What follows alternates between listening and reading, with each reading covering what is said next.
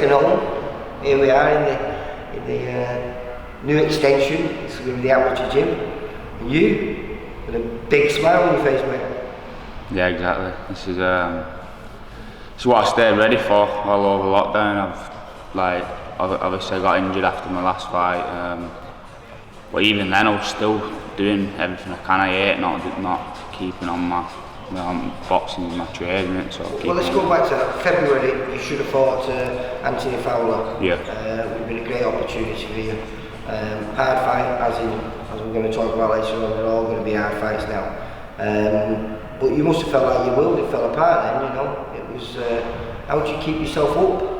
You know, that fight fell through. Then the pandemic started, and yet you're still in the gym, still keeping yourself ready for when an opportunity like this happens. You know, we're 6 weeks away, and majority of fighters would not be able to get ready and give a good account of themselves in 6 weeks for a 12-round fight. Yeah, exactly. Well, like I say, from the Fowler fight,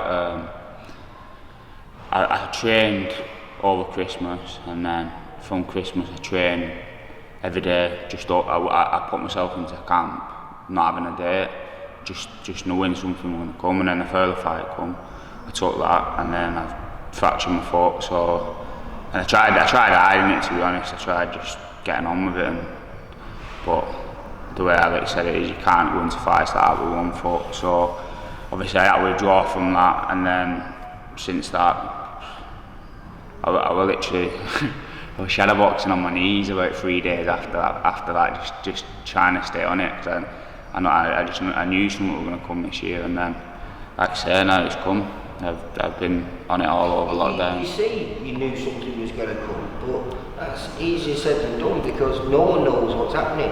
Yeah. And so really, how long had you known about this before? It got announced last night, didn't it? It was put out there. Yeah. You're on a triple bill, whereby we've got you fighting for the Commonwealth against James Metcalf, we've got Anthony Kikachi against Liam Woodstock, and we've got the vicious Liam Williams against Andrew Robinson. So a pretty damn good show, isn't it? And it's going to be live on BT. Yeah, I found out on I think it was Thursday, and Alex just said Commonwealth title, and I said yeah, that's it. And then I've just been waiting on things getting sorted from that, and then here we are now. Yeah. One of the big four, mate. Exactly. Yeah. That's when I set out from boxing. I always told myself I want to win a major title. So that's, I've got my chance now. So. But again, we know, because I've spoke to James Metcalf on many occasions, son of Shane Erie, great fighter from back in the 90s and the noughties. Looks very much like his dad, fights very much like his dad. He doesn't really do anything bad. Yeah. He can box. I think he won the ABA title in 2011. Unbeaten in 21 fights, 13 KOs. That's not strike a little bit of fear in you? That's what I'm in boxing for. Like I said, I spoke to you last night on the phone, and you don't want to look back on your career and say you took no chances, you took no risks. I want to look back on my career and say I took them chances. I'm going to go into that fight confident. But if you don't take no chances, what's the point in being a boxer? What's the point in calling yourself a professional boxer? Like the Fowler fight was a big risk, but obviously it didn't happen. But same thing again. I'll fight anyone in the world. There's no point being a boxer if you're not going to fight and have the good fights. Do you think the couple of setbacks that we've had over the last couple of years have made you improve as a fighter? Because you had that draw with Troy Williamson, who just fought on the telly against the other kid who inflicted your first defeat, Harry Scarf. And Harry Scarf put up a really good performance, far better than his performance against Anthony Fowler in his previous fight. Yeah, that's what I mean. They're all showing that these fights that I've already had are at a good level now, and I think this is what I mean. I think I'm at this level, but like I say, I think I've improved from them fights, and the longer I'm in the gym, the more I'm improving. So it's not hard for me to stay in the gym more because I enjoy doing it. I love I being also think so. you prefer the underdog role because you'd be going into this fight as the underdog. But it seems when you have been the underdog and everyone's discounted you, that you've always produced your best performances.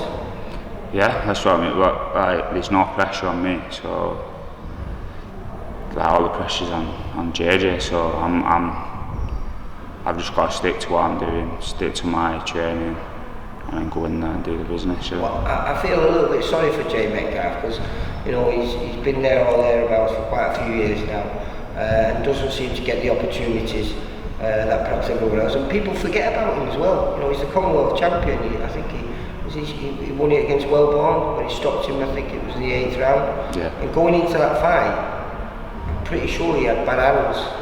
Yeah, he still managed to pull off a stoppage. But you've also got the likes of Fowler, Metcalf, Fowler, Cheeseman, Eggington, Scott Fitzgerald. I know he's having a few problems at present, but hopefully he'll be back before the end of the year. There's a new kid who's just shot onto the scene. We've got Kieran Conway, but also that Hamza Shiraz, who had a good performance last time out, stopping Nazman Story. So, this is a proper loaded division. It's going to be, you come through this fight, you're one of the guys that they're all going to be chasing. That's what I say. It's like you can be in boxing for money, you can be in boxing for whatever. But like, I think I could be making money if I weren't boxing. But it's when you look back on your career, this is the kind of fights and stuff you want to be involved. But this is the fight where that could actually happen for you, because after this, it's going to be big fights on the big stage, whereby you can earn that money, where you can set yourself up for life, where you can get yourself a nice house and take away a lot of those money issues that everyday people suffer with. Yeah, exactly. Well, obviously money is a big part of it, because you're not in boxing to just skimp and scrape by all your life, but but you are. exactly. But I've been to uni and stuff like that, so I'd probably be better financially if I weren't boxing. But this is what I love. So, like I say, bring on them big fights. You would be sitting pretty if you beat Metcalf, because outside of Shiraz, you're probably the youngest one in that group of fighters that we just spoke about. And I think you and Cheeseman are the same age, both 25. The rest of them are 27, 28, and obviously Metcalf is 32. Yeah, on the poster you think I'm about 16. I don't know why I keep using that picture, but... Is that when you was pretty? Well, I don't know. Fat and young on that picture. Are you happy? Because I think you put a little post out saying it's 5 years near enough to the day when you step in the ring that you turn professional. It is 5 years, yeah, and I turned pro. I had my pro debut 10th of October. So it's going to be 5 years then? Yeah. And I don't even know if Metcalf were a bit further up the card on that. Oh, he was. Like you say, he'd won the title in 2011 and turned over. So he was 4 years ahead of you in the pro ranks. Yeah. He had quite a busy. I think he was with us early on in his career. I remember talking to him a few times. But you see, again, this is another thing I like about James Metcalf and yourself. You both don't slag anyone off. You both just get on with it. Yeah. You both just go and do your job, which is fight, and you both do it really well. And obviously, he's unbeaten. He's a champion. So you are up against it. Yeah, I know I'm against it, but that's what I like. That's what when I perform. But yeah, like I say, there's no slagging off, and there probably never will be in my career, because the way I see it is, if you're talking with your mouth and you don't do it in the ring, and that's not for a man. So I just get on with it and fight and do my talking. Every time I come down here, you're in the background. You're either training, or you're training other fighters, or working with the amateurs. Boxing is your whole life, isn't it? Yeah, exactly. And as you said, you've stayed in the gym. You've worked. They say the harder you work, the luckier you get. Yeah. So, this is the reason why you're getting these opportunities, because you're working hard. and even though it's a tough one, you got to look at everyone out there. It ain't no easy fights at your level now. There's no easy fights, so this is the time to find out. Exactly. The harder it is, the bigger the reward, isn't it? So. And you know something? Probably one of the better ones. You know, obviously Scott's out of the picture. He's got the British title. You know, those domestic, beyond, you know, common the British and Commonwealth are at a similar level, aren't they? Yeah. So all those fighters that we just spoke about, there isn't an easy one out there. But you're fighting the kid with the title. You know, not I hate saying this. Every title's a good title, but a lot of them are like made up titles. Some that have been around for years. WBO internationals, intercontinental titles, WBA titles, but yours is a classic title, as we said before, one of the big four. So really the rewards for this fight are even bigger than perhaps any of the others. That's the main thing that's getting me up for it, is the title. Obviously it's going to be on TV, stuff like that, but it's the title. I've had the English title belt, and I still got the English title belt, because that's what you get when you win the title. And that's just sat on my fireplace. But I think I need to brush that to one side and put that there. Well, like I say, you are actually a massive winner, because you are our YouTube channel's most visited YouTube. Yeah, nearly 900,000, mate. I've got to thank my. That's 1 million views. That's going to take another 100,000, isn't it? Sweet cheeks, Flatley. Sponsoring £1 a view. Fucking hell. Strength coach Tom McNeil for that, because he's giving me a nice round peach, doing a lot of glute work and stuff like that. So. Yeah. Well, listen, I say, I wish you all the best. I think this could be as good as the Cheeseman Sam Aiken fight on the Matchroom show earlier on a few weeks ago, because I think his style and your style will gel so well, and it makes for a cracking fight, and I think the fans are going to be in for maybe a special night. Yeah, I'm buzzing.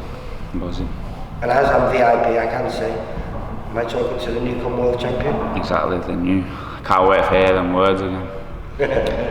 I just, like I said, like we said about all the lockdown stuff, it's been a bit of a weird time and stuff, and like, if I didn't have sponsors, I wouldn't be able. Are they still by you in this? Yeah, all the way through, yeah. So. Well, you give me a run, we'll run them through. They'll be in the corner of this video. Yeah, I'll send them over, but they've helped me, like, so I've not had to. I've had bits of work in between and stuff like that, but so I've not had to really focus on working. I'm just focusing on boxing, and that's why I'm in the position now I am for takedown fights. But and as well, like, obviously Alex, he's my head coach, and from being 19 to where I am now when I turned over with him, the difference is mad. So thanks to him and all my coaches as well. Well, I think if you win that belt, that'll be enough thanks for anyone. And it'll be the second one brought to this gym, because your old stablemate Luke Blackwich won it about 5 years ago. When you first kicked off, wasn't it? Yeah, I think. Well, he won it on the night of my pro debut, so it's another Roman, isn't it? But yeah, and like I say, I used to look up to Luke a lot, and because he was in front of me, and we've been on trips to Germany, sparring and stuff like that, and he had the Commonwealth title, and now it's my turn. You went over to Germany, sparring at Zooge, didn't you? You fought Rocky Fielding. Yeah, sparred Taiwan, Zooge, Dennis Radovan. He's doing quite well now as well. In fact, didn't he box Luke a few weeks ago? Luke, yeah, boxed Luke, yeah. Stopped him the fourth, wasn't it? I'm not too sure when it were, but it was. It's mad how tables turn and stuff like that. You go in sparring, and then you're fighting on. Like I've sparred Metcalf and then fighting him, and then now I'm fighting for Commonwealth. Does that give you confidence? Can you take anything from the spars that you've done with Metcalf? Not really, no. They've been good spars, so. You're not in any bad spars, you? Yeah. I spar with myself at home in Mirror if I could, but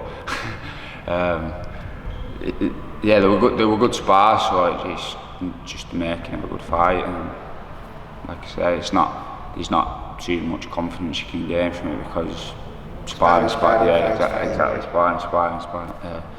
fighting's fighting, but yeah. Right, well listen, good luck for October the 10th, that's 6 weeks on Saturday. 6 weeks So Saturday. a cracking card, massive audience for you, BT, it's live. And these behind closed doors shows seem to be going well. And it's not quite the same as fighting in front of a crowd, but still you've got a massive audience behind watching you. Yeah, don't make a difference to me whether there's 2 people there or 200,000. Fighting's fighting, isn't it? Jack, we'll leave it on that, mate. Yeah, See you later. cheers, mate. Bye. Thank you. For all boxing info, news and latest interviews, amateur and pro, across the north, click and subscribe. VIP Boxing Promotions. Also Twitter, Instagram and Facebook.